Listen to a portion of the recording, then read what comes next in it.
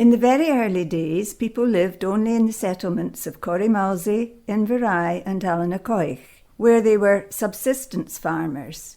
These tenant farmers had, as part of their lease, the right to graze their livestock higher up the glens in the summer. The tenants would build a hut called a shiel on the summer grazings, and the land became known as shieling grounds.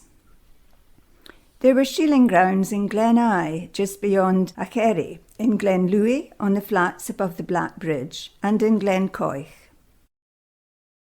The feudal system, which was introduced in Scotland in the 11th or 12th century, was a pyramid system with the king at the top. The king needed allies to provide him with the military power necessary to keep himself at the top of the pyramid. So he gave each of his most faithful and trusted followers a big piece of land and a title, such as Baron, Duke, or Earl, in return for their military support. The Erskine family were given the Mar estate and the title of Mormaer, or Earl of Mar. In their turn, the Erskine family split up the land that they had been given into smaller parts called estates, and gave an estate to each of their most trusted friends and followers. These people became known as lairds, and they were the people who actually occupied the land. As we can see in the 16th century, the lairds of these four estates were the Mackenzie and Lamont families. By the 17th century, the Farquharson family, who were lairds of the adjacent Invercald estate, had become the dominant family in the area, and by fair means or foul, they acquired 3 of the estates to accommodate their growing family. By the middle of the 18th century, the feudal system had been abolished, and land could be bought for money. The Duff family, who were wealthy merchants and moneylenders, bought the feudal ownership of the Mar estate, and then bought the actual occupancy of the Mar estate from the previous lairds. The Duff family then bought themselves some titles, such as Lord Bracco, before marrying into the royal family in the late 19th century and getting some proper titles from Queen Victoria.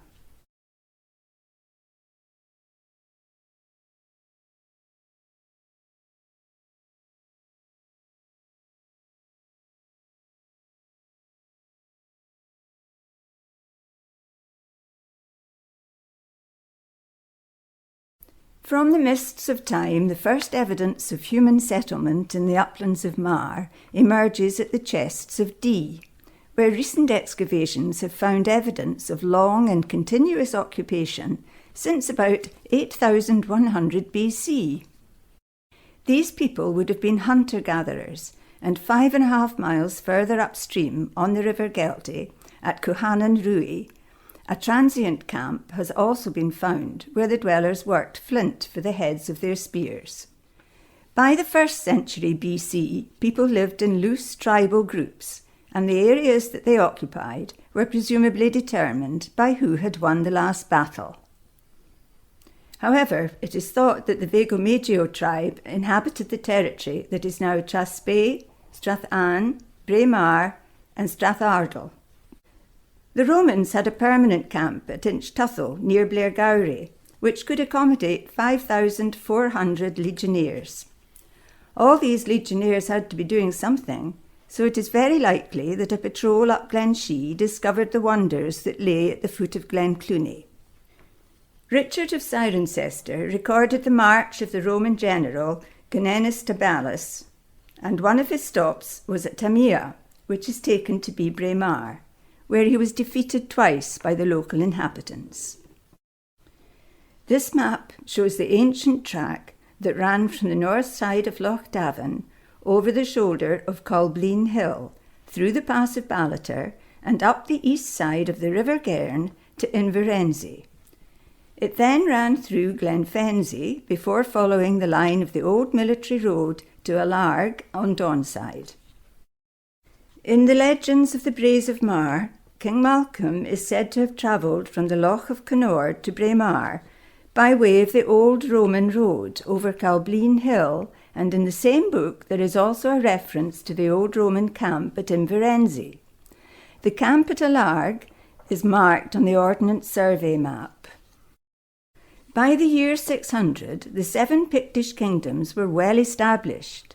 The dividing line between the 2 eastern provinces is generally regarded as being the Mounth, so Braemar would have been in the northern province. Dalriata was the Gaelic kingdom that encompassed Antrim in Northern Ireland and Argyllshire in Scotland. The Romans called these people the Scotai. The Battle of Clontarf took place near Dublin in the year 1014 between the forces of the King of Ireland and a Viking-Irish alliance. The Vikings of Dublin lost and were reduced to a secondary power. The Irish annals record that the Mór Mayor of Mar in Alba was one of those killed in the battle, and this is the first known reference to the title.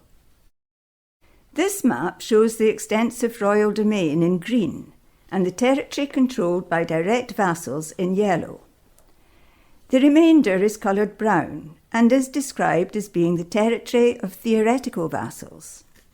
I just love the idea of a theoretical vassal. For the first time, we have a map showing the area of the province of Mar. Douglas Simpson tells us that the ancient province of Mar comprised the district between the rivers Dee and Don, with the upper and middle basins of both, including the north bank of the Don as far eastwards as the western boundary of the parish of Inverurie, and the south bank of the Dee down to the water of Fuch. The first Mór Mayor of Mar is usually regarded as Rudri, who flourished about the year 1131 and is mentioned in the Book of Deer. The principal seats of the Mór Mairdom were Migvie and Dún of Invernochty at Strathdon. Under the feudal system, of course, the Earl of Mar held the land from the king and leased it out to tenants, who were the lairds of the various estates, and they paid rent and provided other services to the superior, including military service. In Rudri's time, there would have been a wooden palisade round the top of the dún, which enclosed a building, or buildings, and a watchtower. The title Mór Mayor or Earl of Mar had already existed for more than 300 years before it was held by Gratney, the husband of Robert the Bruce's sister, Christiana. The Erskines were staunch supporters of Clan Bruce, and through intermarriage between some of the most powerful families in the land, the Bruces and the Erskines came together to create another Earl of Mar dynasty, which would last for another 300 years, their flame finally flickering out with John Erskine's defeat at the Battle of Sheriff Muir. Alloa Tower was built around 1368 by the Erskine family to guard the ferry across the River Forth. The Erskines were trusted aides to an unbroken line of ruling Stuart kings and guardians to the royal children. The Scots, led by the Earl of Murray and James II, Earl of Douglas and Mar, were across the border, causing havoc in the area just north of Newcastle, when they defeated the English at the Battle of Otterburn in 1388. However, James II, Earl of Douglas and Mar, was killed in the battle. His sister Isabel succeeded him as Countess, and she became the most sought-after bride in the realm, and soon was married to Sir Malcolm Drummond. The couple resided at Kildrummie Castle, at this time the chief seat of the Earldom of Mar.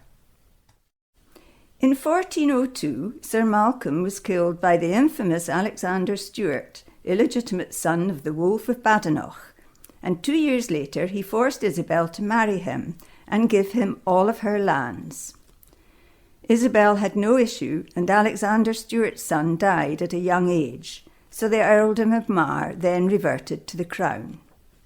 In 1565, to reward the Erskine family for their loyalty, Mary Queen of Scots restored the Earldom of Mar for John, Lord Erskine, heir to the Lord Erskine and heir of the ancient earls through a cousin of Isabel Douglas. John, Earl of Mar, was governor of Stirling Castle and Edinburgh Castle, and built the house at Stirling called Mar's Wark. For the next 170 years, the Erskine family continued to hold the highest offices in the land, while the family gradually started to slip into debt. In 1689, John Erskine, the 23rd and last Earl of Mar, inherited estates that were heavily loaded with debt. He was nicknamed Bobbin John for his tendency to shift his allegiance back and forth from faction to faction, whether from Tory to Whig or Hanoverian to Jacobite. He was regarded as a windbag and an opportunist. Following the Act of Union in 1707 and the accession of George I to the throne in 1714, many of the Jacobite landowners failed to find positions in the government of the new Protestant king, and without their government pensions and royal favours, they were desperate men.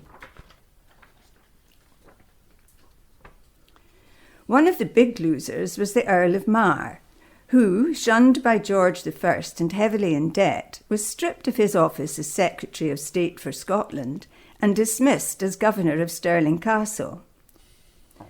So Scotland was ripe for revolution in 1715, and the destitute Earl of Mar was its natural leader. However, it required all of his talent for indecision to make the rebellion go off like a damp squib. Mar was an incompetent commander and wasted his advantage at Sheriff Muir, allowing Argyll time to regroup, and the rebellion was over after a single battle. The Earl of Mar fled to France with the Old Pretender, where he spent the remainder of his life, and his estates were forfeited by the Crown.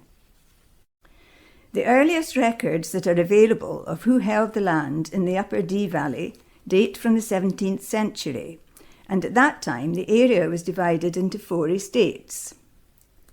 The marches or boundaries of these estates were either the watershed between 2 river systems or on a river itself.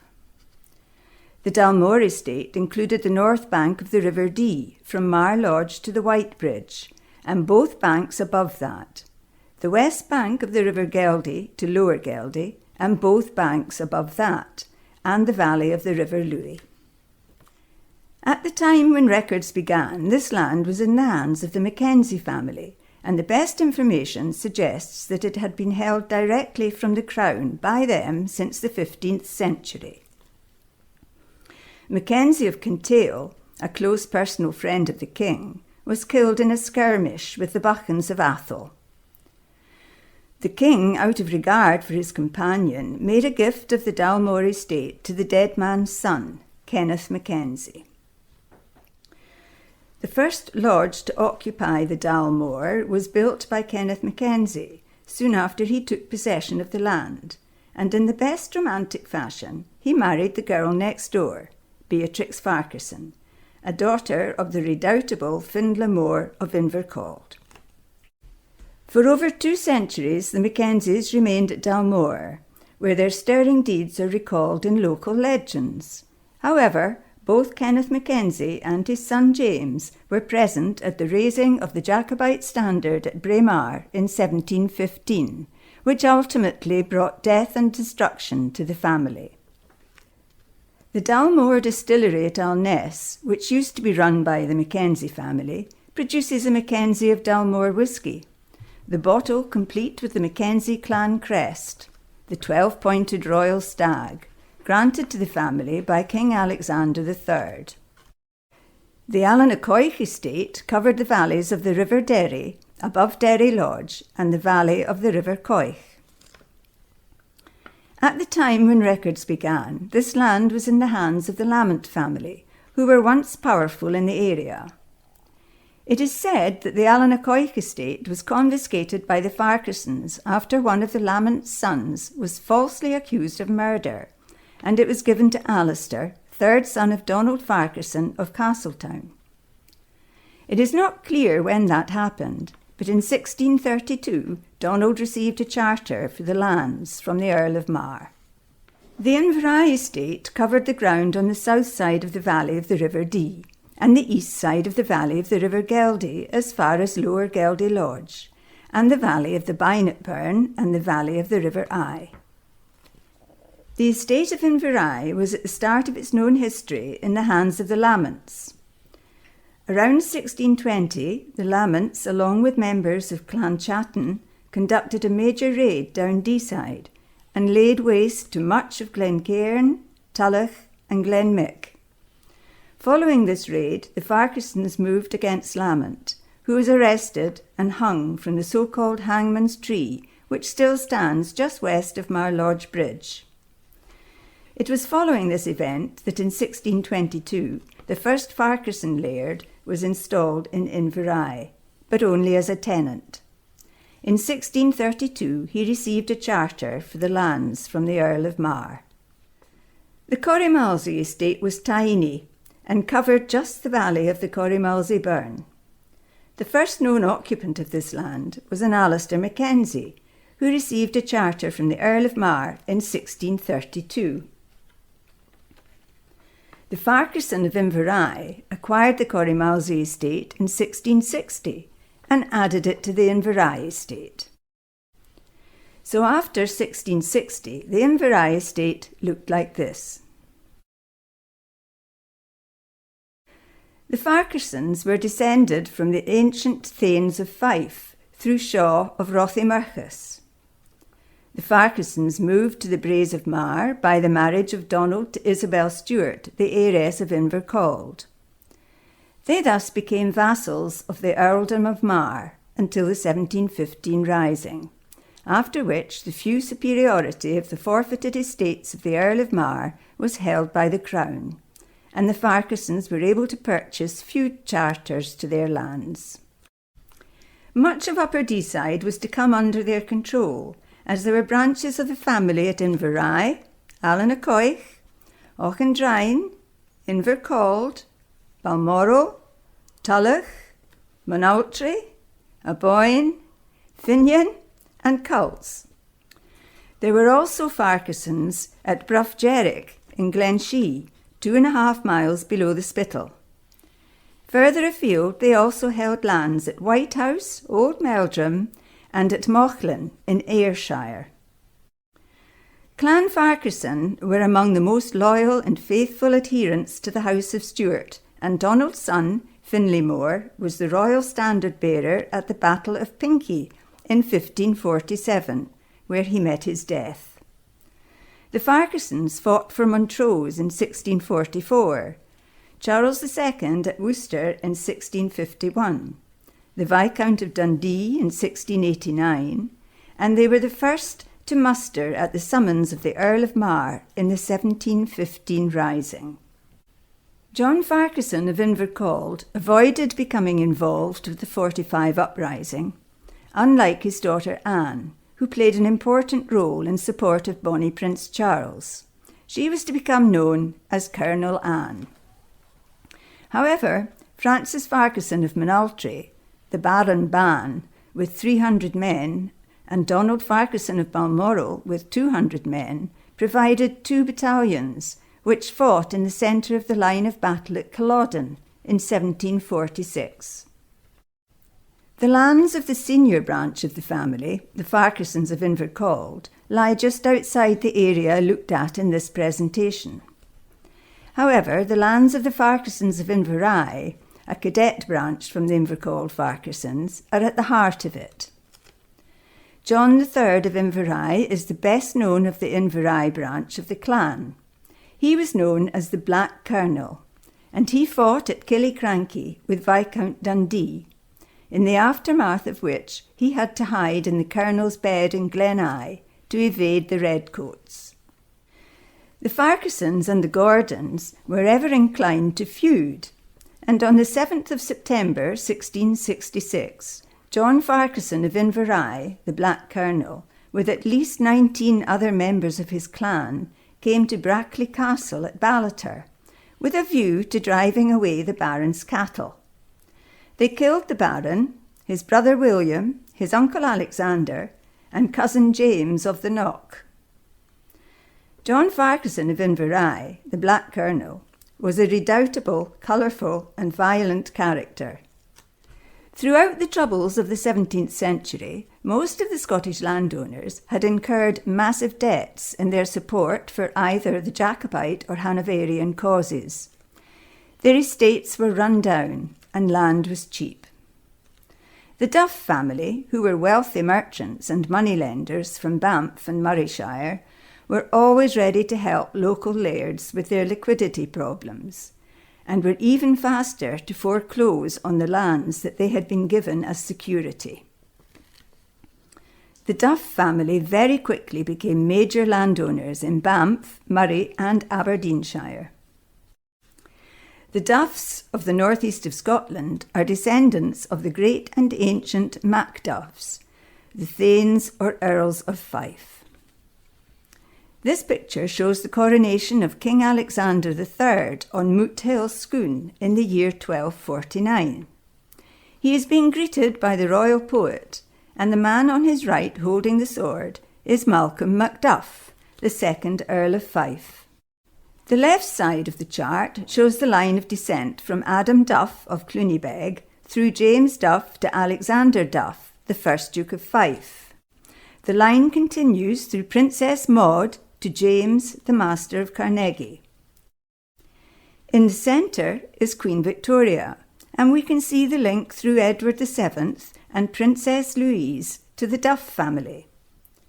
On the right side of the chart, we see the line of descent from Queen Victoria through Prince Arthur and Princess Patricia to Captain Ramsay, who built Inverary House in 1984.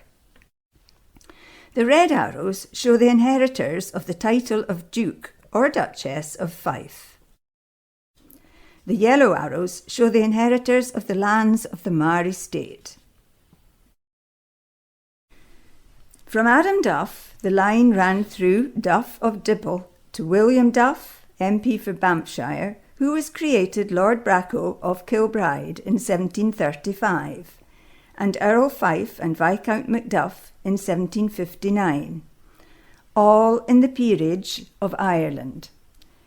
Titles that were bought for money, but he did have to prove his line of descent from the Macduff Earls of Fife. In 1735, the first Earl of Fife purchased the superiority of large parts of the earldom, including the Dalmore, Inverary and Allanacoich estates from the Erskine family, who had incurred enormous debts as a result of the uprising in 1715, and these had to be repaid. In 1736, he purchased the land of Allanacoich from the Farquharsons. In 1739, the Mackenzies sold the Dalmore estate to the Erskine family, who promptly sold it on to the first Earl of Fife.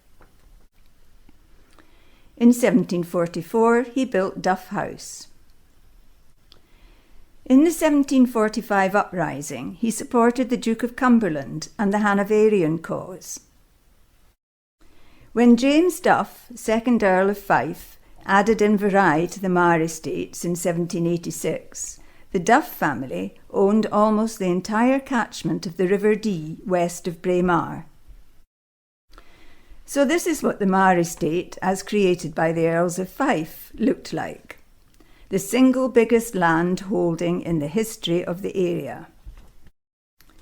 By 1830, the Earls of Fife were experiencing financial difficulties, and the estate was being run by administrators who leased out Old Mar Lodge and the entire area of the Mar estate north of the River Dee for shooting and fishing.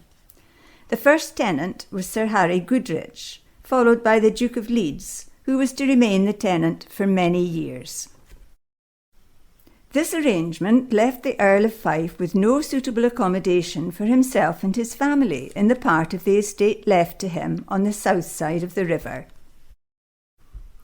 His brother, General Sir Alexander Duff, had a cottage above the main road just beyond the Corrimalsey burn, which, after the Muckle Spate in 1829, became the new home of the Earl of Fife.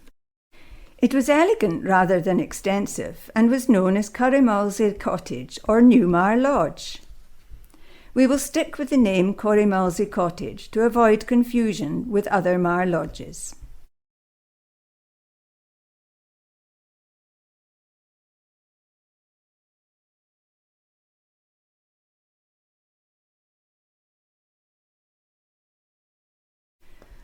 Corrimalsey Cottage is on the left of this picture. with an octagonal summer house in front of it. In the centre of the picture is the original wooden bridge across the River Dee to give access to Old Mar Lodge. On the right edge of the picture we can see Old Mar Lodge. On the 27th of July 1889, the 6th Earl of Fife married Princess Louise Victoria Alexandra Dagmar, eldest daughter of the then Prince of Wales. 2 days after the wedding, the Earl was elevated by Queen Victoria to the dignities of 1st Duke of Fife and Marquess of Macduff in the peerage of the United Kingdom. The Duke of Fife had 4 sisters, and David Cameron, the recent British Prime Minister, is the great-great-grandson of his youngest sister, Lady Agnes. An impressive group of 18 gamekeepers at Corrimalsey Cottage. And an even more impressive group of the Duff Highlanders. Note the stags' heads ornamenting the gables of the building. It is said that when the Duke of Fife, then in London, received the telephone call advising him that Corrimalsey Cottage was ablaze, he said only one thing: "Save the stags' heads." Here we see a game of skittles in progress at the estate office. This is obviously a very serious business, and the pins are being carefully positioned for the next competitor, a job that takes 2 men and a pointer.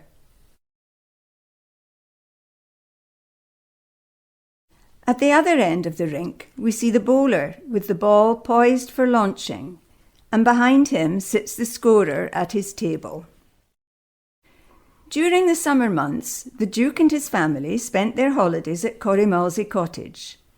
Because he was now married to a princess, the Duke commissioned a substantial extension to the cottage.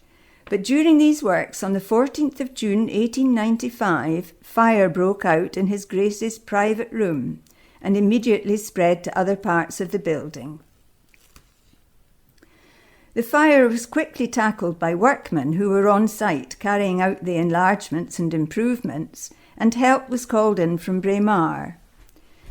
This was all to no avail, as the greater part of the mansion house was furiously ablaze. They did not have enough water to extinguish the fire, and the main building was completely destroyed.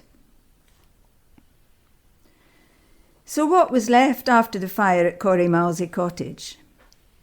This is the site of the main building, not a trace of which remains. The dairy and its associated buildings survived the fire and are still there today. The former estate office, built in 1897, has recently been modernised and is now known as Dairy Cottage. This building originally was the stables for Corrimalsey Cottage, and afterwards it was used as a sawmill for many years. In the late 1800s, the Linn of Corrimalsey was developed as a nice place for a walk for the guests at Corrimalsey Cottage. Paths, footbridges, and a summer house were built. In the early 1900s, a big storm blew down all of the trees in the Linn, choking it completely with fallen timber. No attempt was made to clear the debris, and the path, bridge and summer house were left to decay.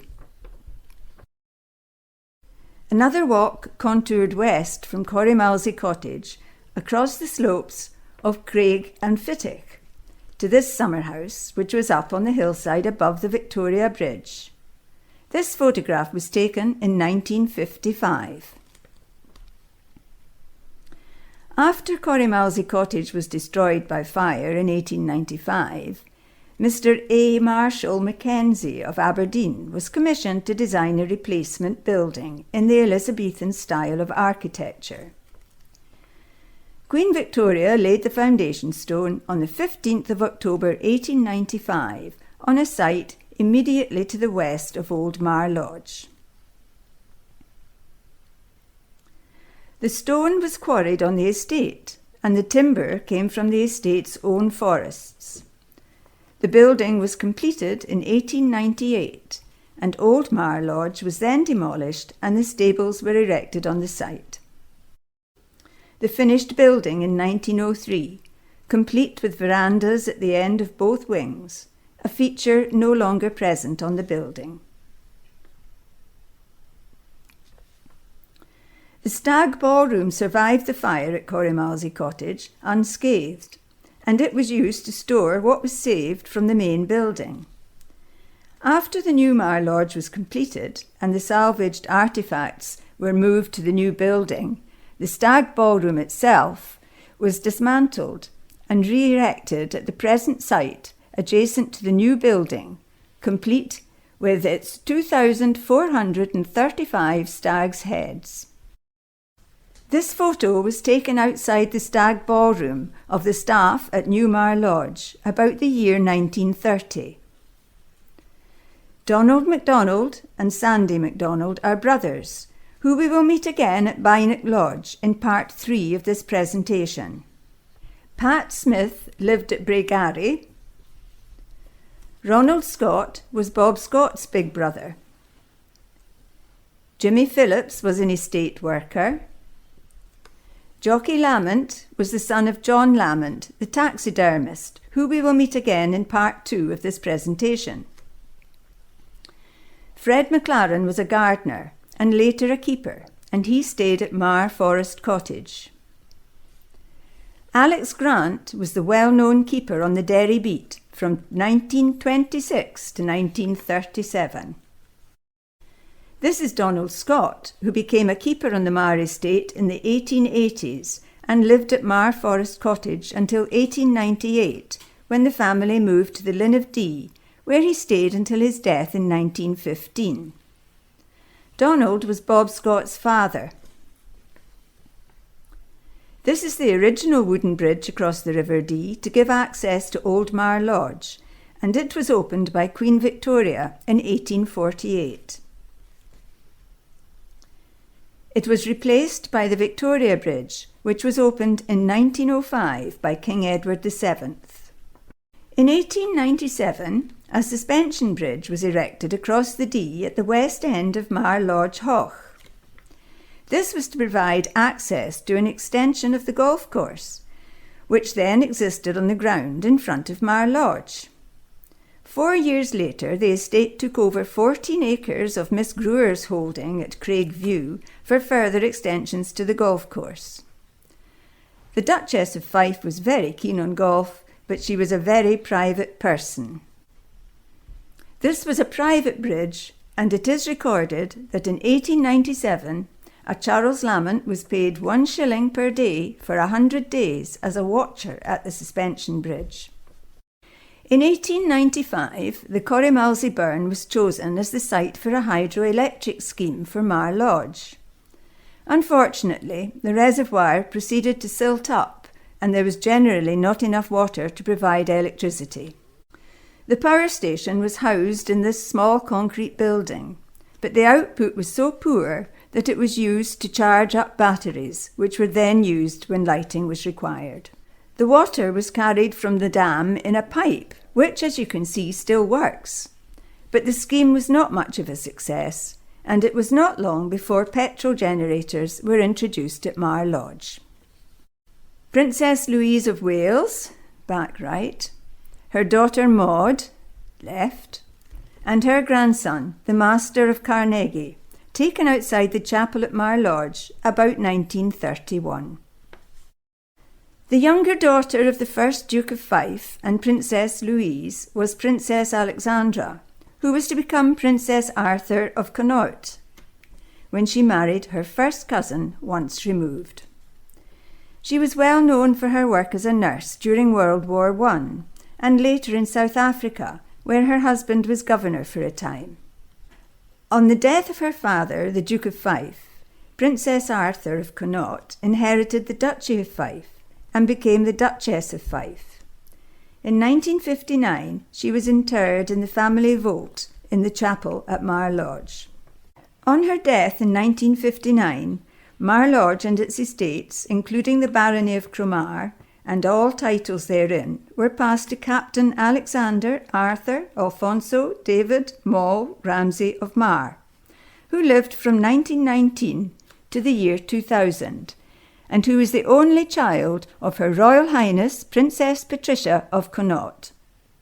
However, Captain Ramsay also inherited the death duties, and he kept only the part of the estate south of the River Dee, which retained the ancient name of the Mar estate. The part of the estate north of the River Dee was sold to the Ashford family and given the name of the Mar Lodge estate. In 1962, the Ashfords sold the Mar Lodge estate to the Swiss family of John and Gerald Pancho. They ran the estate as a commercial sporting venture and the lodge as a hotel.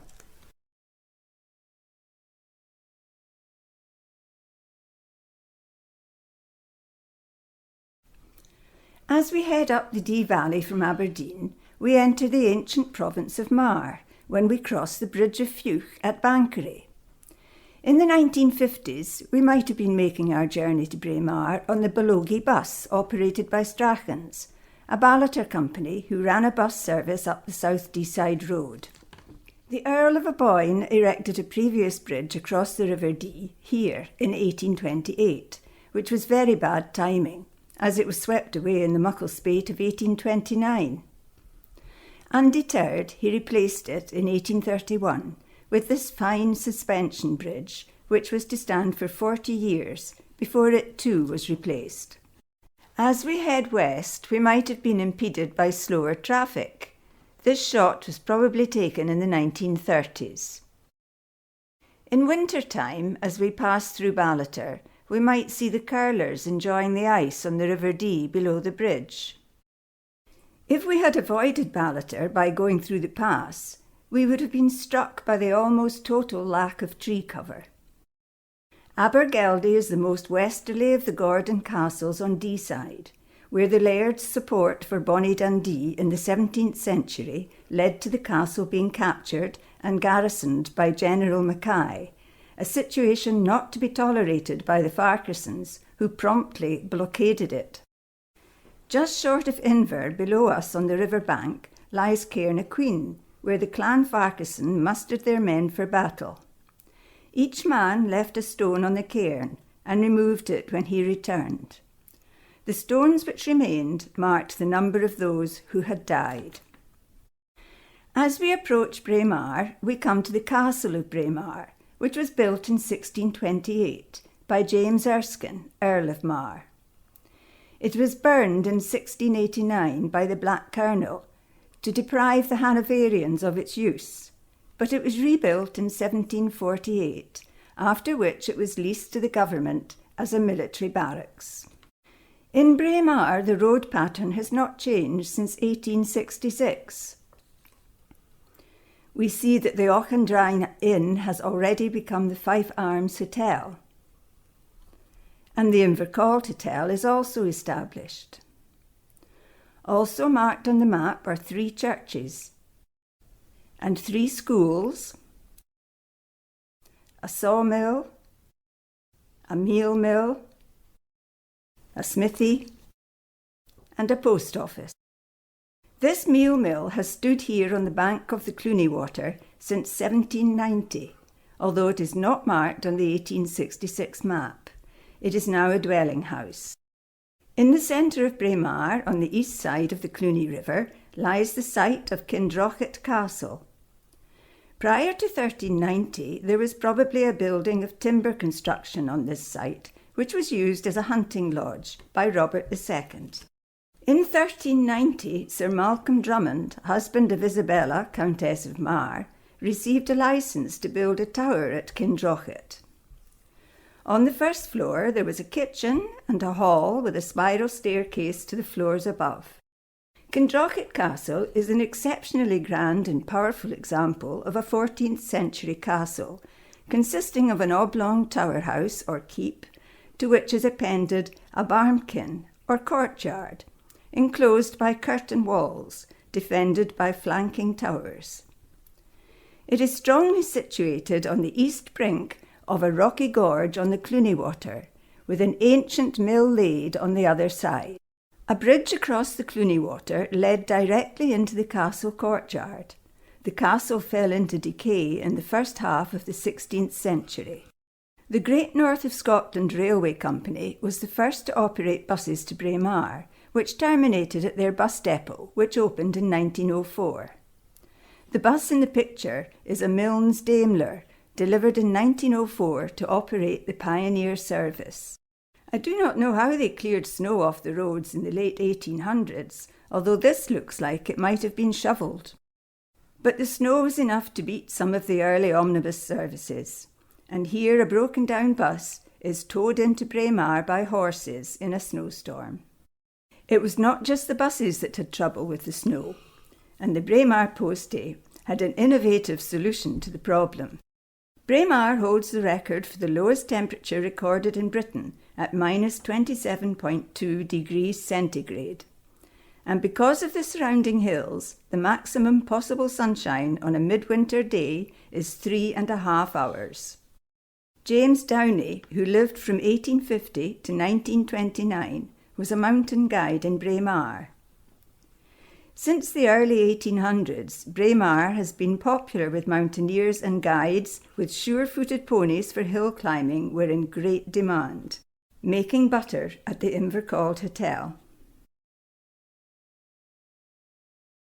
A few local tradespeople formed a society to meet for the occasional social evening, which in 1816 became the Braemar Rights Friendly Society.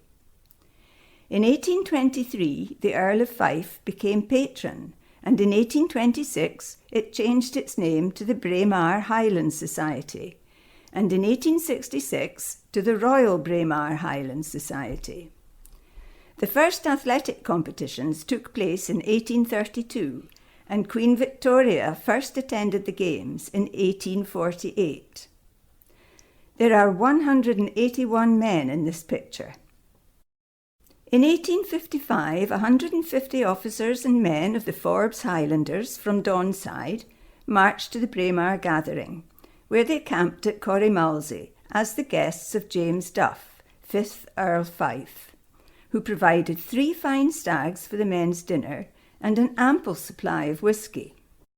Sir Charles Forbes, with the Master of Duff at his shoulder, introduces him to the Lonach men. Sir Charles Forbes is showing Lady Agnes Duff the henchman's sword. The substantial facilities required to roast 3 stags for the men's dinner. The Clan Forbes marched to the Games with their friends, the Clan Macduff, both clans headed by their colours and their pipes. After the Games, the officers were invited to dinner at Invercald, and in the evening the men were marched to Corrymalsey, and the night was passed at a ball, given by Mr. and Lady Agnes Duff. Prior to 1906, the Games were held at several different locations, including Cluny Park at Invercald House, Mar Lodge and Braemar Castle. At the invitation of Queen Victoria, the Games were held at Balmoral Castle on 4 occasions, including 1898, when this photograph was taken. In 1906, the late Duke of Fife gave to the Royal Braemar Highland Society about 12 acres of ground to be laid out as a park in which to hold the gathering.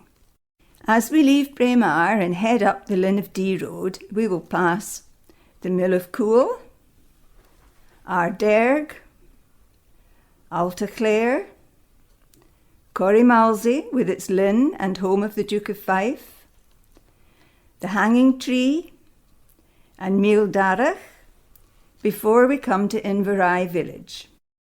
As we head up the Linn of Dee Road, in about half a mile we pass the Mill of Coole, where in 1747 the miller was Donald Lamont, who we will meet again later. Here a track ran down to the timber ford. My grandfather was feed to Allanacoich Farm as a young man in the late 1800s, and he told how the box on a box cart just sat on the axle and was not fixed to it. When crossing the timber ford, when the river was running high, the box could float off, and you left your wheels and axle behind. The old house of Ardderg lies on the flat ground down beside the River Dee, immediately below a lay-by 2 miles from Braemar. You can see the remains of 2 buildings on the right bank of the stream, just beside the plank bridge. In the late 1700s, because there was still persecution of Catholics taking place in Braemar, the Catholic priest, Father Charles Farquharson, lived here. He was a brother of the then Farquharsons of Inverrye. Nearby can be seen a flat stone with his name and the date 1785 carved upon it. Half a mile further on, below the next lay-by, lies the old farm of Alta Clare, and in 1942, as we can see, the house, barn and enclosures were all still reasonably intact. Robert Lamont, who at the age of 2 was evicted from Dalnafay Farm in Gleneye with his parents and 5 siblings, was living here in 1897, when he married my grandmother's first cousin, Catherine Thompson. Robert was a gardener at Mar Lodge, and he was one of the Piper Lamonts who gave their name to Piper's Wood in Gleneye. Looking down the Corrimalsey burn to the road bridge, which was widened in 1983. The old stables of Corrimalsey Cottage are on the left of the picture, and just beyond them was situated Corrimalsey Cottage, at one time the home of the Duke of Fife, which we have already looked at in part 1 of this presentation. We pass the Victoria Bridge, and on the left at the next bend is the hanging tree. The hanging of a Lamont of Inverrye by the Farquharsons in the 17th century has already been mentioned. This is the tree where the deed was done. The victim's mother cursed his killers, prophesying that the tree her son was hanged on would still be fresh and green when there were no Farquharsons left on Deeside. The prophecy did come true, as the male line of the Invercalled Farquharsons failed in 1805, and the tree did not die until 1920. In 1920, the gallows tree fell down, and the Duchess of Fife ordered that it should be made into a bench. Not a lady to easily change her mind, she was later persuaded that it should be re-erected. It stands to this day, but now in a very decrepit state, held up by 4 wire stays. As we enter Inverrye village, the first house that we come to is Mealdarach Cottage, where lived John Lamont, taxidermist to the Duke of Fife for over 50 years. The pink building beyond was his workshop. The locals had very little respect for the dignity of the ancient craft of taxidermy. John Lamont, the taxidermist, was known locally as the Stuffer, and this was known as the Stuffer's house. The workshop had been allowed to decay into a perilous condition over many years. Its poor condition was even more evident from the rear. But it has now been restored to its former glory and is used as a holiday home. Here we have a bill to the Duke of Fife dated 1872 from Alexander Mitchell of Aberdeen, bird stuffer, for the supply of 1 pair stag's eyes, 6 weeks teaching stuffing to John Lamond, supply of stuffing material for 3 stag's heads, 2 white hares, 7 grouse, 4 ptarmigan, and 1 black cock. Agricultural reform came to Meikle Inverrye in 1799, when all of the tenants were evicted and the old system of run-rig farming ceased. An entirely new set of tenants was installed in 1803, in the consolidated units shown on this map. However, the new tenants continued to practice the system of transhumance farming until the 1830s, with the cattle being taken up to the summer sheelings. The part of Inverrye on the east side of the River Eye is known as Meikle Inverrye. In 1841, the population of the village was 137, living in a total of 39 houses, and there were houses on both sides of the road.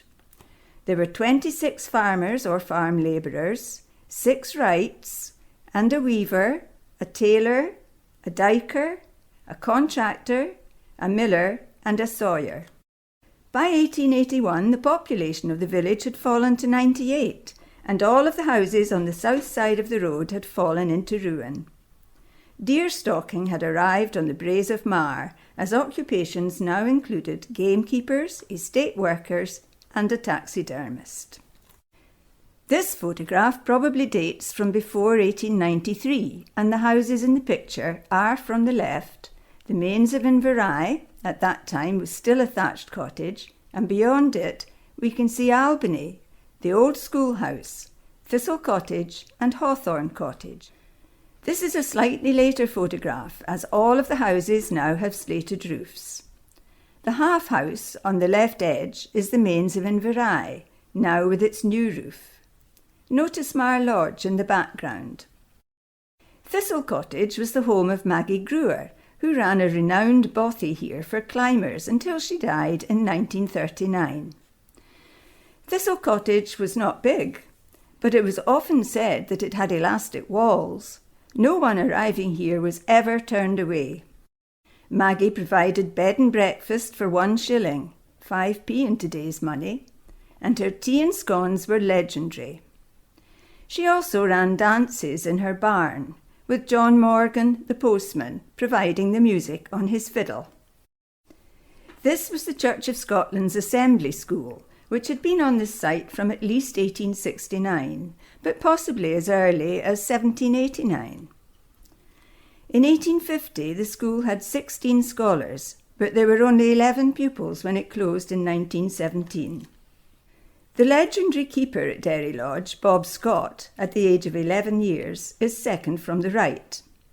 The girl on the right is his big sister, Nora, Patricia Scott, then aged 13 years. Their little brother, Walter, then aged 10, is listed as absent.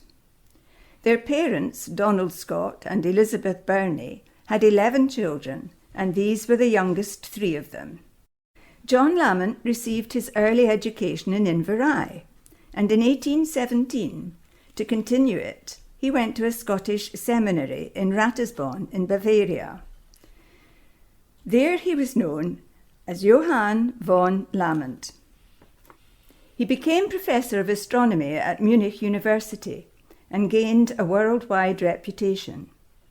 He was created the Astronomer Royal of Bavaria and a Knight of the Order of Merit. This memorial was erected by the Deeside Field Club and was unveiled by Her Royal Highness Duchess of Fife in 1934. Before we cross the River Eye, we will have a trip up the once inhabited but now empty Glen Eye. The track leaves the main road opposite the Mains, and there are several places of interest at the bottom of the glen. The Knock, Inverrye House, Loyne of Ech, the Mill of Inverrye, Ricardo's Bridge, and the Falls of Connie. Up the tributaries of the Connie and the Christie lie the site of an illicit still and Sergeant Davies' grave. A little further on up the River Eye, we pass the Colonel's Bed before we arrive at the old gamekeeper's house at Acheri. In a short distance, we pass the Knock, which was the old gamekeeper's house. Captain Alexander Ramsay succeeded to the Mar estates on the death of his aunt in 1959. But in order to pay the death duties, he had to sell the part of the estate north of the River Dee, which of course included Mar Lodge. For the second time in history, the Duff family were left without a home on their estate on the south side of the River Dee. And to rectify that, Captain Ramsay built Inverrye House in 1984. On the west side of the River Eye stands the keeper's house at Loyne of Ech. This picture was taken in 1980, and the cottage has since been replaced by a modern bungalow. When the Farquharsons first acquired the estate, there would probably have been some tenants in the lower part of Glen Eye. The middle part of the glen was used as shealing grounds by the tenants of Inverrye and Corrismowlsey. The upper part of the glen, then called the Glen of Altenauer, was part of the reserved forest. During the time the Farquharsons were in charge of the estate, the arable area of the glen was greatly extended. The mill of Inverrye was situated on the bank of the River Eye, just beyond the locked gate at the entrance to the glen, and the miller's house a little further on, below the dry stone dyke close to the road. Little remains of the mill itself, but the course of the mill lade can be clearly seen travelling in a southerly direction away from the mill. In 1706 the miller was James Harrow, and from 1734 to 1773 the mill was run by a family called Downey. From 1810 the mill was run by Arthur Dingwall, a founding member of the Braemar Rights Friendly Society, whose descendants ran the mill until its demise. In 1841 a bridle road was constructed through the Glen of Christie, which was connected to the Gleneye track by a footbridge. This bridge became known as Ricardo's Bridge, named after John Lewis Ricardo, an MP and a member of the Duff family. This photo predates the Second World War, when the bridge was crudely widened to facilitate extraction of timber from Glenconnie. Just above Ricardo's Bridge, the Connie Burn joins the River Eye on its west bank, and here lie the Falls of Connie, where happened the first recorded hill-walking accident in the Cairngorms. In 1858, William Roger had gone for a hill walk in Gleneye with his older brother George, when he slipped and fell into the Falls of Connie and was drowned. Further up the River Connie is what is described as the site of an illicit still. I'm not sure if this is where this bottle was made. This stone at the head of the valley of the River Christie marks the grave of Sergeant Arthur Davis of General Guy's regiment, who was stationed during the summer of 1749 with a detachment of men at Dubrach in Glendee. Two local men, Duncan Clark of Dalruan Duchlat in Gleneye and Alexander Bain MacDonald of Allanacoich, were accused of his murder, but the Crown was not able to prove their guilt. Continuing up Gleneye, we come to the Colonel's bed. The Black Colonel is said to have successfully hidden at the bottom of this gorge after the Battle of Killiecrankie to avoid capture by the Redcoats. Due to a rockfall, there is now no easy access to this place. The two prominent ruins which can be seen today at Acheri are gamekeepers' houses, built about 1843. No trace remains of the dwellings of the former farming community that lived here in 1752, when Duncan Shaw and Donald Downey were the tenants. From around 1815, there was only one tenant, an Angus MacDonald, whose son Charles took over some time in the 1830s. Gleneye provides us with an excellent example of the economics of the Highland clearances. In 1842, the total annual rental income from all of the tenant farmers in Gleneye was £72, whereas the Duke of Leeds was paying £1,200 per annum for the lease of the shootings on the north side of the River Dee. So turning the part of the estate on the south side of the River Dee into a deer forest had very obvious economic potential for the landowner. What's more, unlike the tenant farmers, shooting tenants were not inclined to steal timber from the laird's forest or poach his wildlife. As a result, in 1842, the glen was cleared of tenant farmers. 5 gamekeepers have lived successively in the purpose-built gamekeeper's house at Acheri, starting with William Lamont in 1843 and ending with George Mitchell, who left in 1921. When George Mitchell left, the glen was totally uninhabited. Leaving Acheri, the next settlement on the track is at Carnifee. However, the main farms in this stretch of the valley lie on the other bank, at Dalruan Duchlat, Dalnafee and Altschlat. The tenants of Inverrye and Corrimalsey used to have their shealing grounds, where these 3 farms were later to be established. Beyond the flat ground of the meadow of Gleneye lies the ruins of Altonour Lodge at the end of the track up the glen. Although there are several ruins at Carnifay and a corn kiln, there is not much evidence of improved land. A William Grant lived here between 1767 and 1773. At Douruan Duchlat, there are 8 separate buildings, including a dwelling house, barn, stable, byre, and cart shed. The ground here is remarkably clear of stones. Apart from the cart shed, which had a wide door, it is impossible to distinguish which building was which. On the hillside above, there is a ditch running horizontally to drain water away from the cultivated area, which still performs its function fairly well today. Between 1752 and 1769, Duncan Clark lived here, followed by Malcolm and William Lamont in the early 1800s. From 1824 onwards, it was farmed by William Lamont on his own.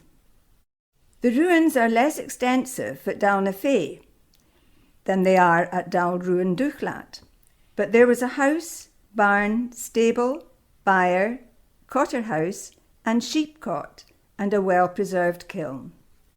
John Shaw lived here in 1752 and remained for at least 40 years. Donald Lamont was the tenant from the early 1800s, and he was one of the Piper Lamonts who gave their name to Piper's Wood. We have already met his son, Robert Lamont, who was living in Altaclair in Glendee when he married in 1897. The remains of the lime kiln at Dalnafay.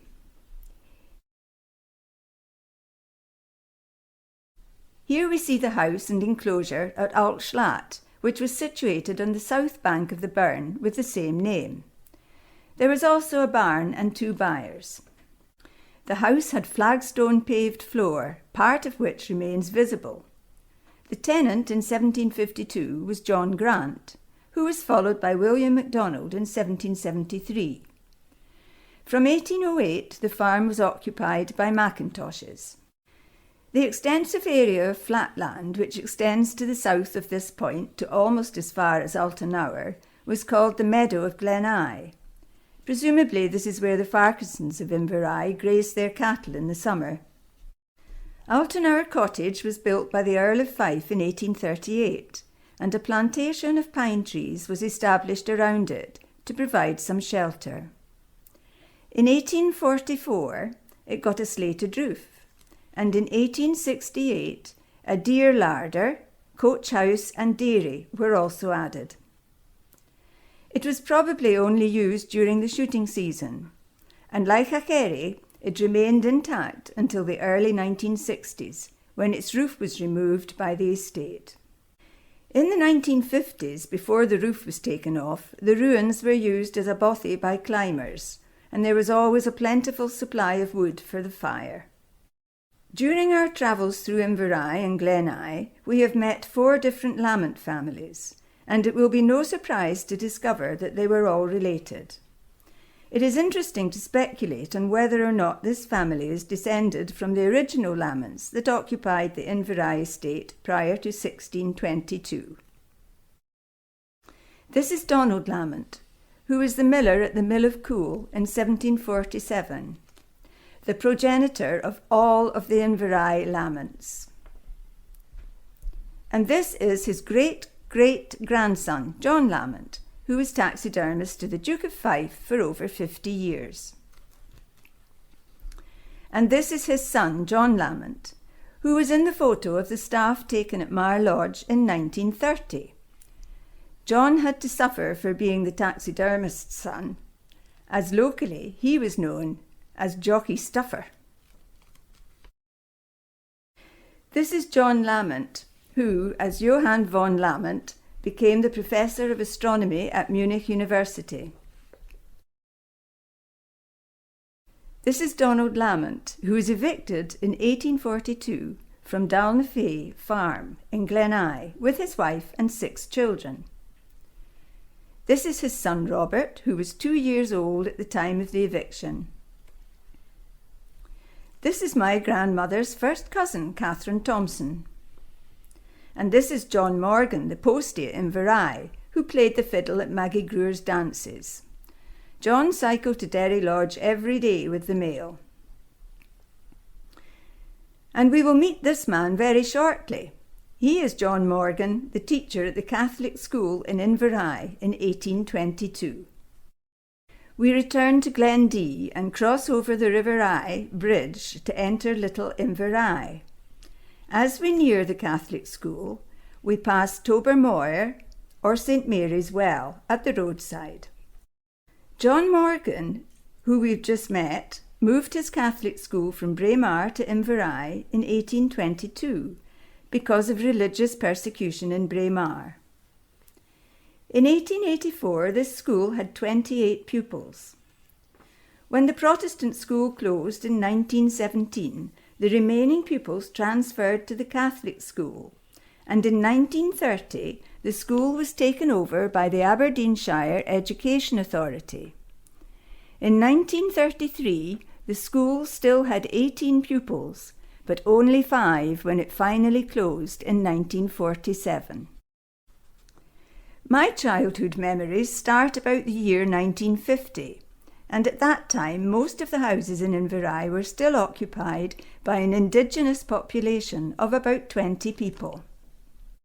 In 1954, the public electricity supply came to the village. Over the years, the road from Braemar has been widened and improved, and the wood at Little Inverrye, felled in the Second World War, was at last replanted in the early 1960s. The last 50 years or so have seen the decline in population continue.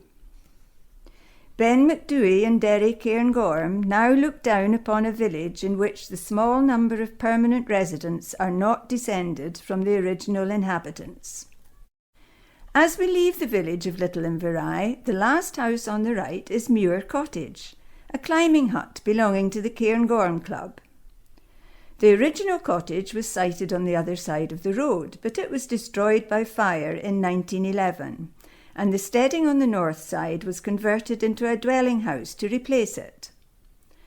From 1823 to 1827, there were 2 tenants listed for Muir of Inverrye, an Alex MacDonald and a James Miller. In 1881, it was described as a farm of 6 acres arable. In 1950, the estate agreed to grant the Cairngorm Club a lease of the property, which they later bought before building the large extension at the rear, which was completed in July 1973. Prior to the Second World War, the UK imported 96% of its timber from abroad, a trade that could not be sustained in wartime. Canada sent 20 companies of soldiers to Scotland, who were known as the Canadian Forestry Corps, to exploit the homegrown timber resource. This map shows the location of all of the Canadian camps as red dots, with number 25 being the camp at Inverrye.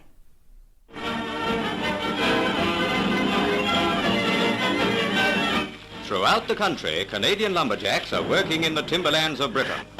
Giant pine and larch fall to the axes and crosscut saws of these men of the Canadian Forestry Corps.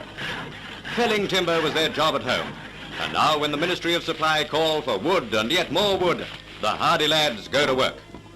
These men have lived among big timber all their lives. From the province of Quebec to the great forests of British Columbia, they have their homes. Now in a soldier's uniform, they're wielding their axes and hauling the forest giants to sawmills for a sterner purpose. The lumberjacks have gone to war.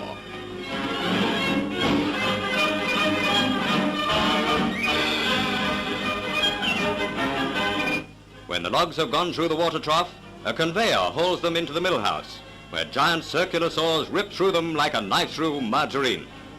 At this camp, over 75 trees are felled, and the mill turns out hundreds of logs each day. Valuable timber for 100 different uses.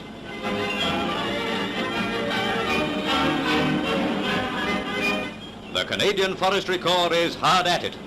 Just another case of local boys make wood.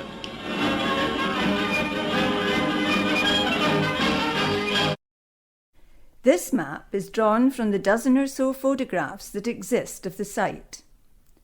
There may be other features that have not been photographed, so are not included on the map.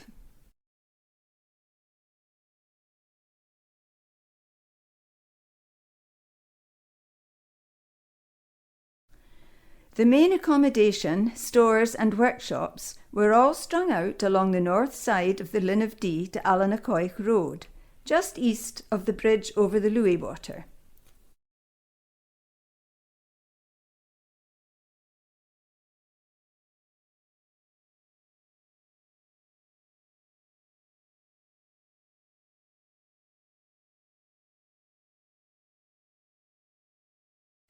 I think that the 4 Nissen huts were the billets for the men.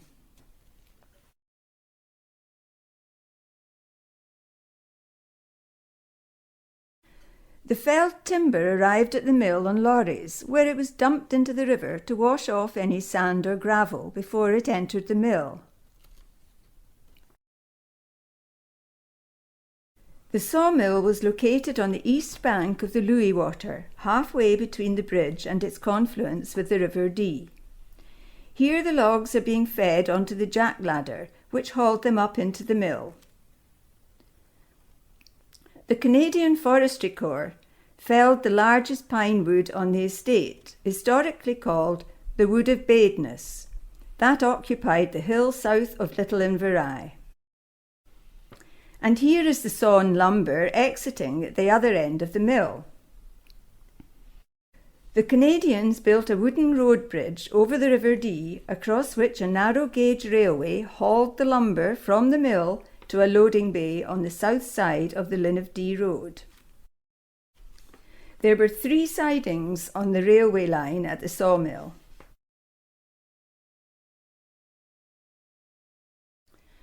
The Canadian Bridge was a well-known landmark in the area, and it was finally demolished in 1962 after having been damaged in a flood in 1956. I think that the true reason for the removal of the Canadian Bridge was simply that the estate was not prepared to pay for the cost of maintaining it.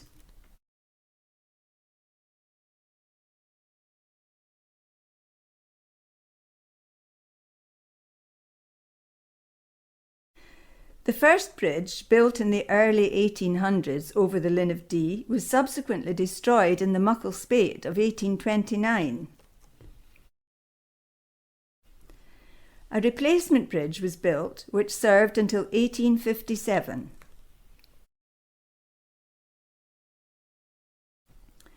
The current bridge, built in 1857, was opened by Queen Victoria. A triumphal arch was erected, at which the Queen said, "Lord Fife and Mr. Brooke received us, and walked near the carriage, pipers playing, the road lined with duff men.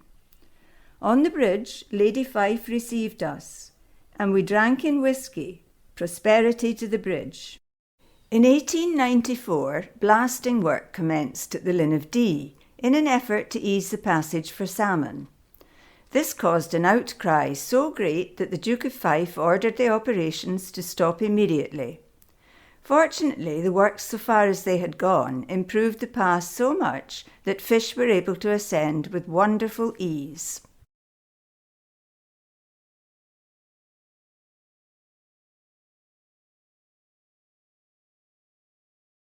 Having reached the furthest west point of the public road at the Linn of Dee, we will continue west on the tracks that lead on up through Glen Dee and Glen Geldie. We will pass the settlement at Craigfatrick, Dalvorar and Dubrach. Look at the white bridge over the River Dee at the foot of the Larrigrue and the nearby suspension bridge over the River Geldie, and Sheelings at Altanshonach, before arriving at Lower Geldie Lodge, next to which stands the Red House, where we are only a short distance from Bynock Lodge. In 1780, Cordiner described the settlement at Craigfatrick as follows: "A singular craggy hill that attracts one's notice is called Craigfatrick.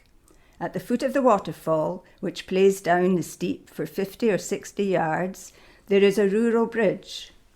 composed of broken trees and sods, which lead the way to some cottages that are sheltered by the rock.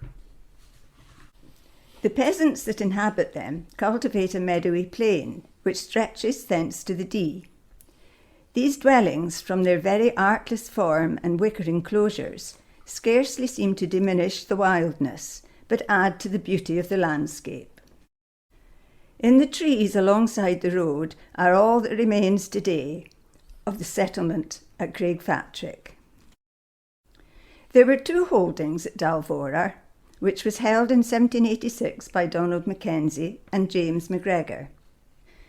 By 1803, these holdings had been taken over by a Charles MacHardy, who also rented the lands of Bynock and Corryvron. In 1817, Charles MacHardy was reduced to having Dalvora and Dubrach, while Bynock and Corryvron had been taken over by William Gordon. I think that both of them were sheep farmers. During the Muckle Spate in August 1829, the tenant of Dalvora, his wife and 7 children, escaped from their house by wading and made their way to seek shelter in Inverrye. The whole of his crop and 11 acres of arable land were destroyed. After the 1745 Jacobite uprising, the Hanoverians placed a detachment of a sergeant, a corporal, and 12 men at Dubrach. In 1749, the man in charge of that military detachment was Sergeant Arthur Davies, whose grave we have previously seen at the head of Glen Christie. At that time, the farm was tenanted by Michael Farquharson. In 1786, the tenant at Dubrach was Peter Grant, and he had been captured at the Battle of Culloden, but subsequently escaped from Carlisle Castle while awaiting trial, living on to the ripe old age of 110. He was known as Al Dubrach. By 1832, all leases in Glendee were ended and not renewed, marking the cessation of all farming in the glen above the Linn of Dee. The White Bridge was built here some time before 1866 to replace a footbridge and ford, which were located a little further downstream. This suspension bridge spanned the River Geldie near the White Bridge, but was in a dilapidated condition by the 1950s, and I guess it was demolished in the 1960s. These are shielings in Corryvron on the banks of the Altenschonach burn on the east side of the River Geldie, about halfway between the White Bridge and Lower Geldie Lodge. In 1803, Corryvron was leased as grazing by the tenant of Dalvora, further down the glen. In the early days, the Earl of Fife had a shiel about 1 mile beyond the White Bridge, which may have been on this site. There was no lodge here in 1861 when Queen Victoria went through the tilt. So Lower Geldie Lodge was built after 1861 and was extended in 1896 and remained in use until 1914. This building was situated just upstream of Lower Geldie Lodge.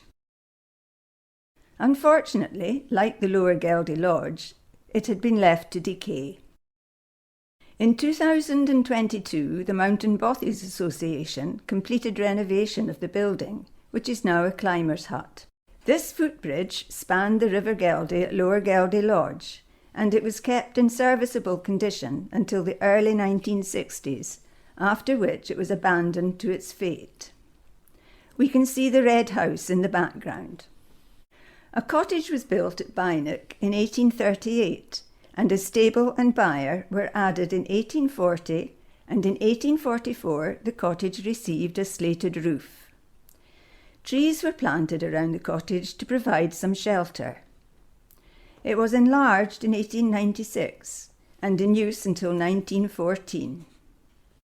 Standing at the back of the photo, which was taken at Bynock Lodge in 1910, are the coachman from the Fife Arms Hotel and Mr. MacDonald, a long-serving keeper on the Mar estate.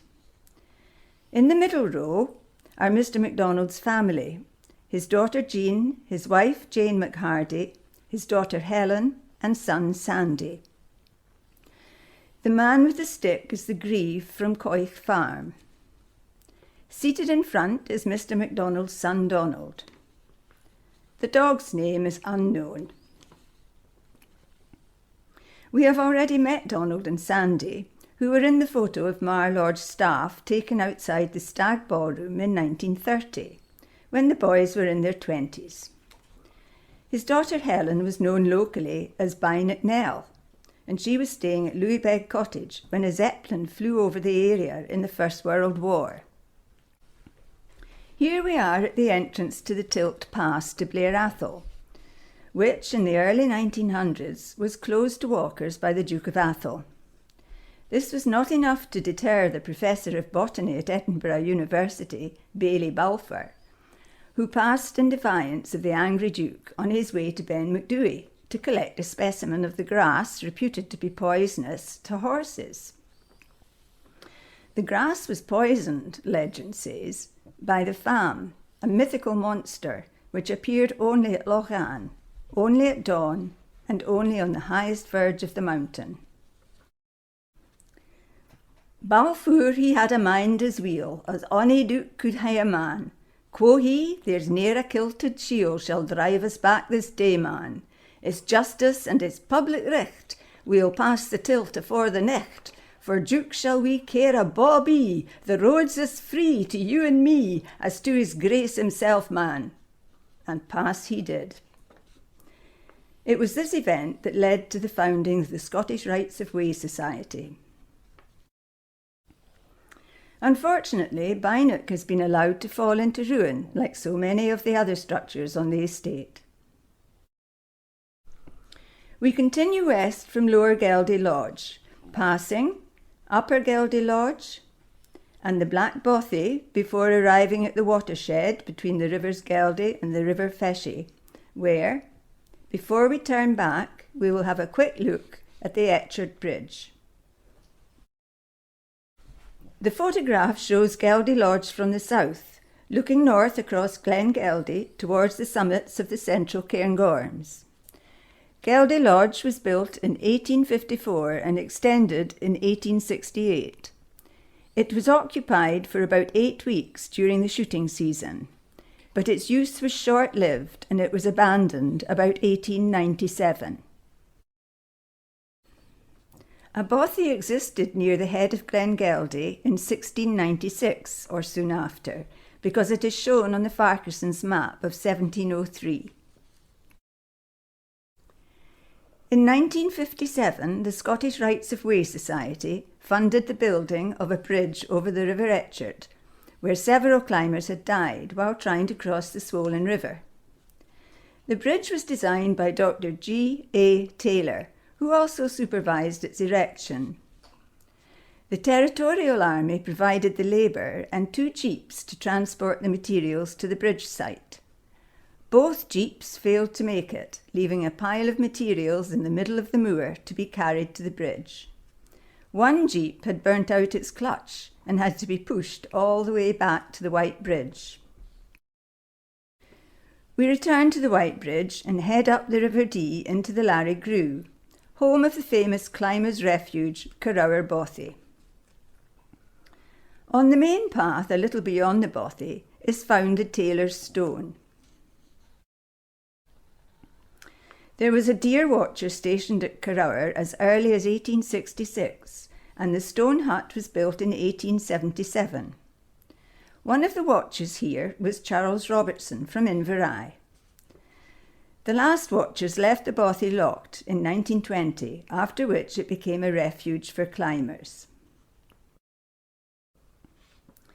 In the 1920s, Seaton Gordon was a well-known and respected author who wrote extensively about Scotland. He was also a naturalist, photographer and folklorist. Here we see him at Carrower Bothy with 2 Mare State gamekeepers. The hut served its original purpose until about 1911, after which it became a refuge for climbers, and by the late 1940s it looked like this. With the approval of the Mare Estate, the Cairngorm Club re-roofed it in 1950, using volunteer labour, under the supervision of Dr. G. A. Taylor. Ponies and a Bren gun carrier were used to transport the materials, but the mechanised transport could only get part of the way there. Much hand carrying of materials to the site was required. It was a logistical nightmare to get all the necessary materials transported to the bothy, and once work commenced, it was found that everything necessary was at hand, except for the felt washers for the drive screws that held on the aluminium roof sheeting. All hands were drafted in by George Taylor one evening, and with much grumbling they worked into the small hours of the morning, cutting the necessary washers out of a roll of roofing felt. In the early 1950s, a wire bridge was erected across the River Dee at Carrower, single-handed by an Aberdeen postal worker, Mr. Jack Milne, after a Glasgow climber was swept away and drowned while trying to cross the swollen River Dee, and another collapsed and died from exhaustion. The wire bridge was always an athletic and entertaining way to cross the river. The Nature Conservancy Council funded the construction of 5 new bridges in the eastern Cairngorms in 1959. They were designed and built by Dr. G. A. Taylor, assisted by his engineering students.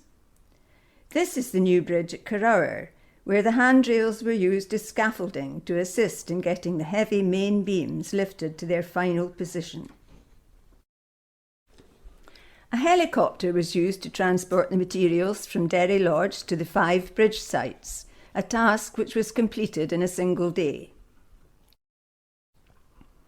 According to legend, just beyond Carrower Bothy on the Larrigrue path lies the Taylor Stone, 3 large boulders at the side of the path. 3 tailors of Speyside boasted one New Year's Eve that they could dance in the 3 dells of Abernethy, Rothiemurchus and Dalmore and return to Speyside within 24 hours. However, they were overtaken by a blizzard in the Larrigrue and all died while sheltering behind the stone. Returning to the Linn of Dee, we turn east along the public road on the north side of the River Dee and soon come to the locked gate at the bottom of the Derry Lodge Road. Here we turn off and follow the Louis Water up to Derry Lodge, passing on the way the fish ladder and the ruins of settlements at Aghavini. As we enter the Derry Lodge woods, we pass the new Bob Scott's Bothy before coming to Derry Lodge, with Louisbeg Cottage just beyond it. A fish ladder was built in 1950 at the falls on the Louis Water to try and develop the Louis Water as a salmon river. However, it was never a success, and after a few years it was abandoned. The lower part has completely disappeared in recent years.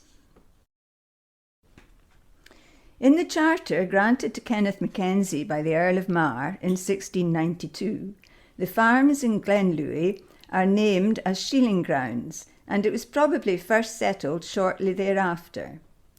Here we see the settlements of Easter and Wester Aghavini from the air. From 1731 until 1739, the glen had 7 tenants, and after that only 4 tenants until 1776, when the glen was cleared of people. These tenants were all located between the Black Bridge and Derry Lodge.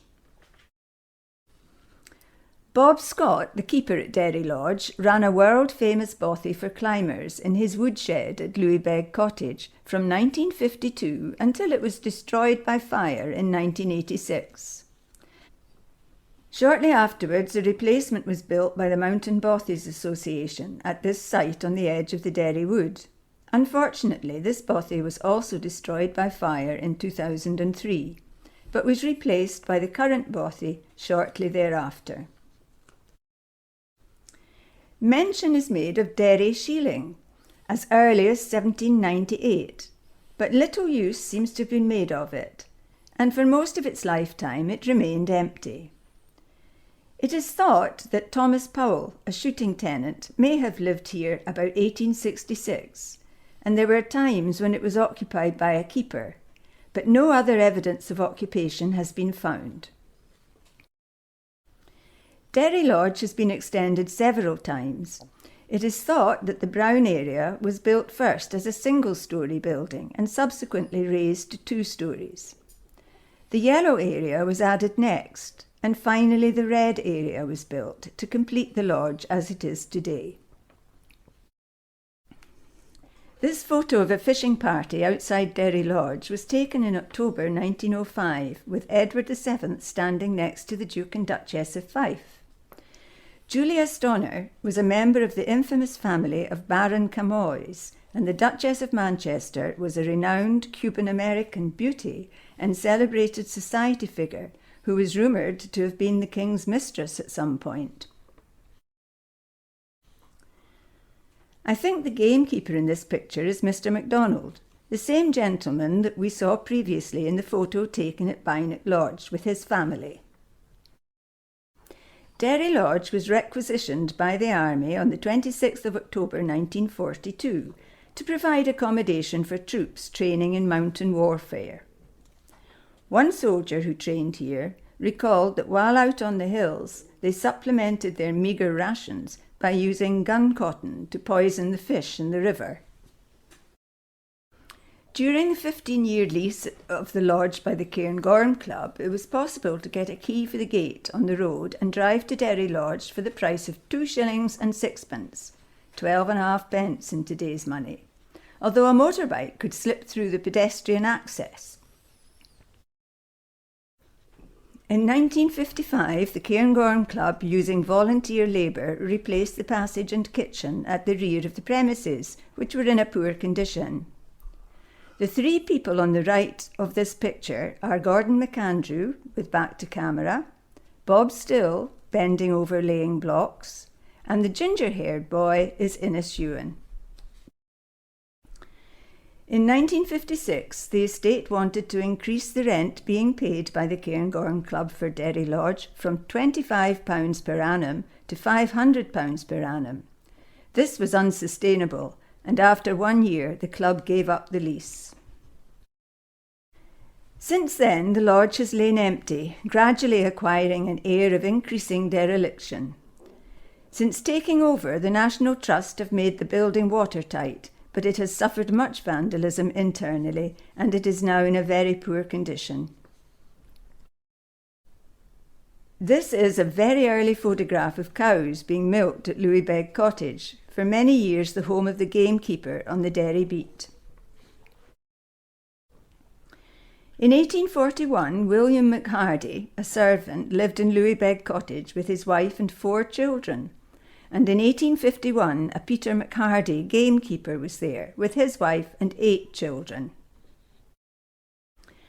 In 1926, Alexander Grant became the stalker on the Derry beat, and we have met him already in the photo of the staff at Mar Lodge taken outside the Stag Ballroom in 1930.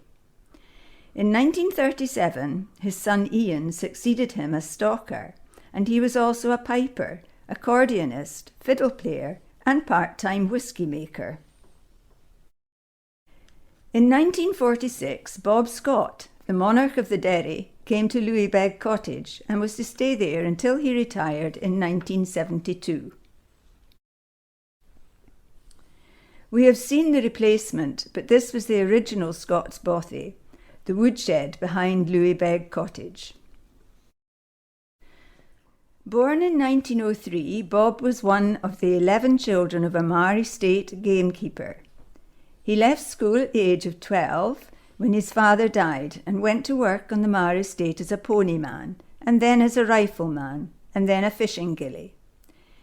He served with the Royal Engineers in World War II and spent 3 years in North Africa. After the war, he was stalker at the Lynn for 1 year before moving to Derry Lodge, where he stayed until he retired in 1972. Bob was a fund of stories, and one of my favourites was the day that he was out shooting with a party of guests, and the kill was a record 10 stags. On the same day, 2 climbers died in the Larrigrue. Later, Bob was to describe the events of the day, as the best day they ever had in the Derry, 10 stags and 2 Englishmen. Here we have ponies and sledges carrying hay to Derry Lodge in the winter. Leaving Derry Lodge, on the path west to the Larrigrew is the Louisbeg Bridge, and heading north up Glenderry lies the Derry Dam Bridge, just beyond which is found remains of the Derry Dam. And further on is the site of the Glassalt Bridge. In Corryetchican lies the Hutchison Memorial Hut, on the route to Ben Macdui. As we leave Derry Lodge and head west towards the Larrigrew, the Louisbeg Burn can provide a formidable obstacle when in spate. The original tree trunk and plank bridge over the burn can be seen behind the site of the new bridge. This photo was taken in 1948 during the construction of an all-aluminium bridge as a replacement, the work being done by William Taws and Sons under the supervision of Dr. G. A. Taylor at the behest of the Cairngorm Club. The new bridge was built on the line of the path and had 6 feet 6 inch clearance above normal water level, which was thought would be above the level reached by the water even in heavy spate conditions. A snow-covered Ben Macdui is in the background. In August 1956, a storm of exceptional severity hit the Cairngorms, washing the bridge 100 yards downstream. In the course of this flood, the river changed its channel above the bridge and left the floor of the valley as a wilderness of boulders. The flood also washed away the access bridge to Louisbeg Cottage and damaged both the Black Bridge and the Canadian Bridge. In 1957, the Cairngorm Club re-erected the Louisbeg Bridge using volunteer labour on a new site about 250 metres upstream, where there were solid rock foundations and an even higher clearance above the normal water level. As we leave Derry Lodge and head north up Glenderry, in about 1¼ miles, the path crossed the Derry Burn on this old and badly sagging tree trunk and plank bridge. Note the props holding the bridge up near the centre. This was another of the 5 bridges funded by the Nature Conservancy Council in 1959. The work was carried out by Dr. George A. Taylor and his engineering students. Since the time that the Mackenzies had the Dalmore estate, timber was floated down the River Derry, and just upstream from the Derry Dam Bridge are the remains of the Derry Dam, which was used to create an artificial flood to carry the logs downstream. The tenants of the estate were at certain times of the year able to pick up casual work as floaters to earn some extra money. In 1760, as many as 18 men were employed in any one day floating timber.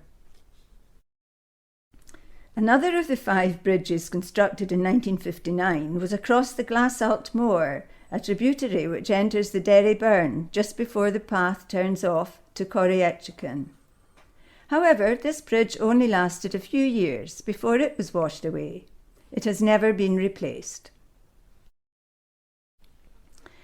In 1954, the Etchican Club organised the building of a hut in Corryetchican in the memory of one of their members who was killed in a climbing accident. The work was carried out by W. J. Brown Builders of Aberdeen under the supervision of Dr. George A. Taylor. Unfortunately, the Etchican hut gained a reputation as being a cold, miserable place even in summer. In 2012, the hut was extensively renovated by the Mountain Bothies Association. This is the unveiling ceremony of the indicator on the summit of Ben Macdui, which was erected by the Cairngorm Club in 1925. Returning to the public road at the Derry Road Gate, we continue east across the bridge over the Louis Water, and we enter the Dalmore, Gaelic for the Big Hoch, which over time has been corrupted to Delmore or Dalmore. The settlements in the Dalmore in the early 1700s are shown on the map. In 1692, Kenneth Mackenzie of Dalmore had 3 servants and 36 tenants in Dalmore, whereas the Laird of Inverrye only had 7 servants and 35 tenants on the Inverrye estate. So in 1692, more people lived on the north side of the river than on the south side. The tenants in the Dalmore were cleared as the old Mar Lodge property expanded, leaving the situation that we have today, where most people live on the south side of the river. Dalmore Lodge was situated where the stables of New Mar Lodge are now located. Note that there is no bridge across the River Dee, because at this time the main road up Glen Dee was on the north side of the river, all the way from Invercald. This is the house that the Mackenzies had at Dalmore when they sold out to Lord Bracco in 1739. Note that it is a 2-storey dwelling. In this picture, taken about 150 years later, the house looks very similar to the one in the last picture, only now it is 3 stories tall, and it has had a semicircular tower added to the centre of the facade. The Duff Highlanders parade in front of Old Mar Lodge. Another photograph of Old Mar Lodge was still the same building. In 1775, the second Earl of Fife built a Gothic tower on the hill of Cragun, which became an obvious feature welcoming guests to the ground of Mar Lodge. Here we see the tower from somewhere near Allanacoich. The Duke of Fife built the present lodge in 1895 after he had married Princess Louise, and in 1903 it looked like this. After the death of the Duchess of Fife in 1959, when Captain Ramsay inherited the estate, he had to sell the part of the estate north of the River Dee to pay off the death duties, and by 1962 it belonged to the Swiss family of John and Gerald Panchaud. They ran the estate as a commercial sporting venture and the lodge as a hotel. Vehicle tracks were constructed throughout the estate, with one bulldozed almost to the summit of Benavourde for a proposed skiing development. 2 ski lifts were installed on the hill behind Mar Lodge, which opened for business on the 21st of December 1963, and the success of the venture depended entirely on their ability to produce artificial snow. This was a total failure, and the lifts only operated on a handful of occasions before the venture was abandoned in the 1964-65 season. Eventually the lifts were sold to the Glenshee Chairlift Company, and one of them still serves today as the lift onto the north end of the Cairnwell Ridge, known as the Cairnwell T-Bar.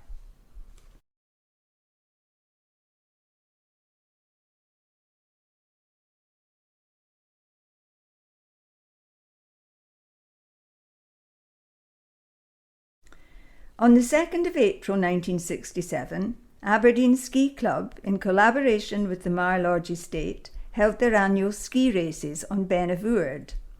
They transported the skiers and a rope tow to the site in tractors and trailers. You can see the road that was bulldozed up Benavourde below and running across the face of the ridge on the right of the photograph.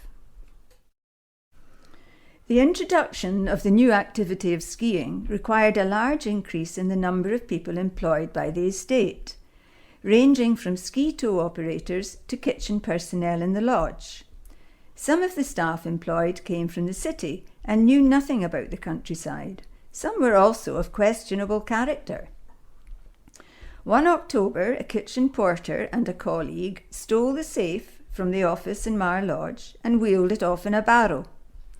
The stalkers, when alerted to the situation, blocked all of the roads out of the area, alerted Louis Murray, the local policeman, and went to search for the thieves, but they could not be found. Later, the stags, which were quite close in the woods, started to roar, which so terrified the pair of thieves that they gave themselves up. Better the devil that you know, rather than the one that roars in the dark in the forest. The policeman handcuffed both hands of each of the thieves round a metal bar in the back of his Land Rover, and the party returned to the bar at Mar Lodge to celebrate the return of the safe. The doors and windows of the Land Rover were left open and the interior lights were left on. The celebrations were prolonged, and when the stalkers eventually returned to the Land Rover, the thieves were being eaten alive by the midges. The only relief that they could get was to rub their stubbly faces together, and their cheeks were rubbed raw. They pleaded for the doors and windows of the Land Rover to be closed. A deal was done, whereby the doors and windows would be shut, but only if the thieves owned up to all other criminal activity that they had been involved in. In their desperation, they willingly admitted to several other crimes of theft and housebreaking in various parts of the country. All of the gamekeepers got a letter of thanks from the Chief Constable of Aberdeenshire. In the 1980s, Captain Ramsay sold the part of the Mar estate west of the valley of the River Eye to the Pancho brothers, so the Mar Lodge estate now looked like this. The Lloyd's insurance underwriting crash in the mid-1980s accelerated the buying and selling of huge tracts of land in Scotland.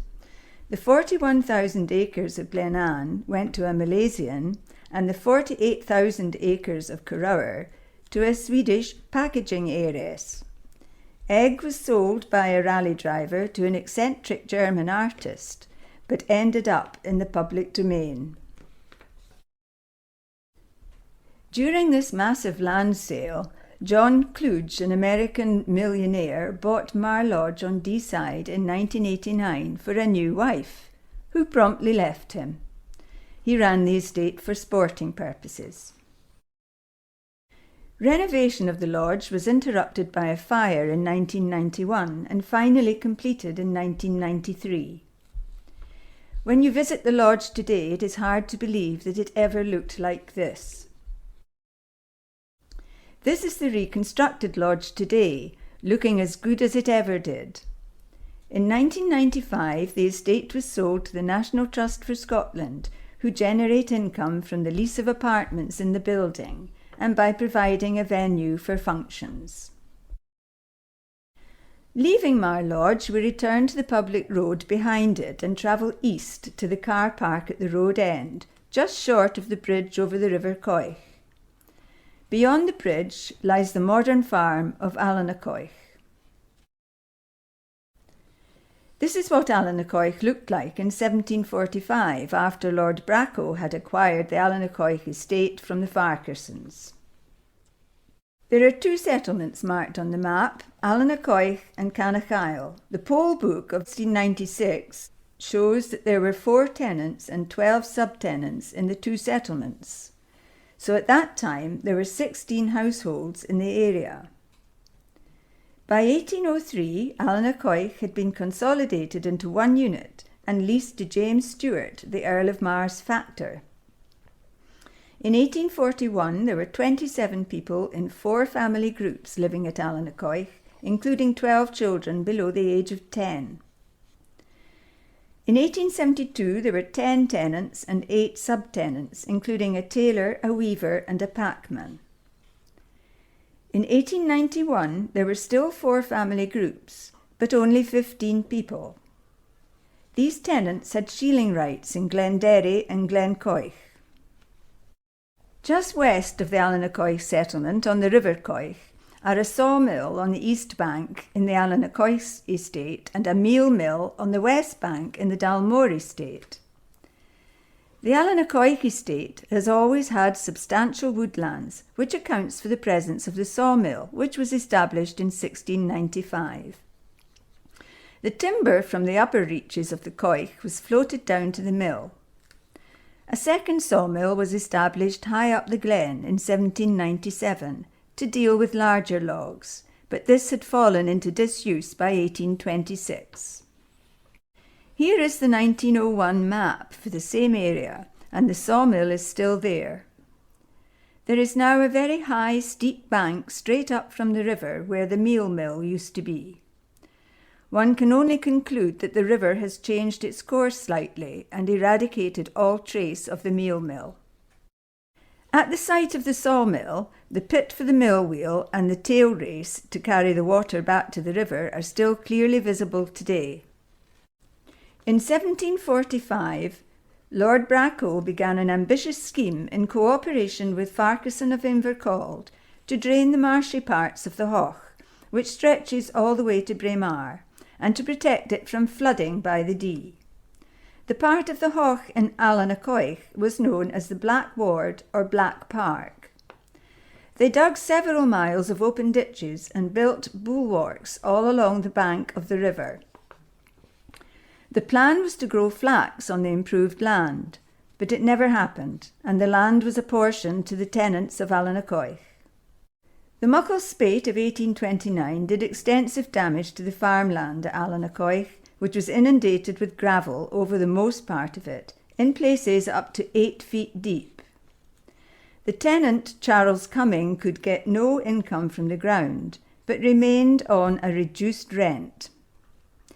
In 1831, substantial new bulwarks were built to protect the farm. John Hunter was the tenant from 1857 till 1867. Then it passed to George Clark, a sheep farmer. It then went to the Fife Arms Hotel in Braemar until 1912, after which the estate ran it themselves. Every time that I drive up the Linn of Dee Road and look across to Allanacoich, I think about these photographs.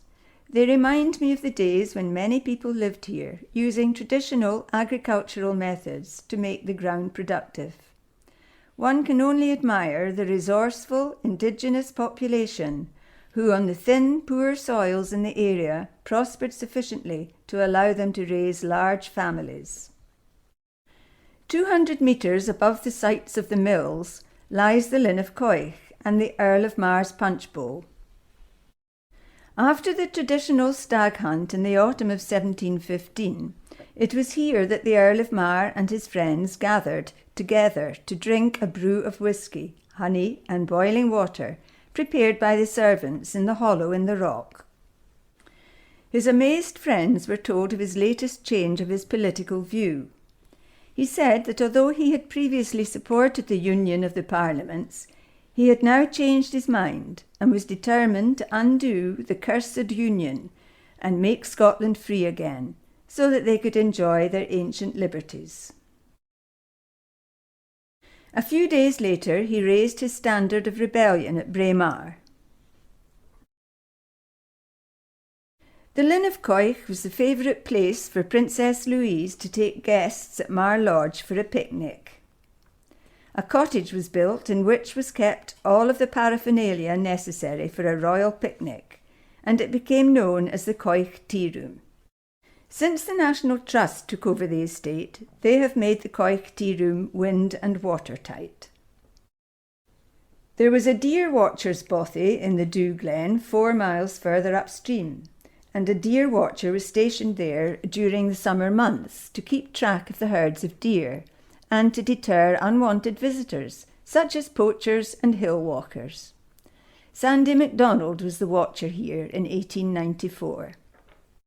We finish with 2 stalwart lady members of the Braemar WRI, who lived in the vicinity of Allanacoich and who faced a 6-mile cycle round trip by the Linn of Dee to get to meetings in Braemar. They were Mrs. Mackintosh and Mrs. MacDougall, and they were known as the Mrs. Macs. They kept a rowing boat down by the River Dee, and providing that the river level was not too high, they cycled down to the boat, loaded the bikes, rowed across the river, and hauled their bikes up the far bank onto the Linn of Dee road. This cut the distance of their journey in half. To return home, they reversed the route, often by torchlight in the dark. It must have been quite a challenge to get the latest batch of fairy cakes undamaged to the WRI meeting, so that they still stood a chance of winning in the competition.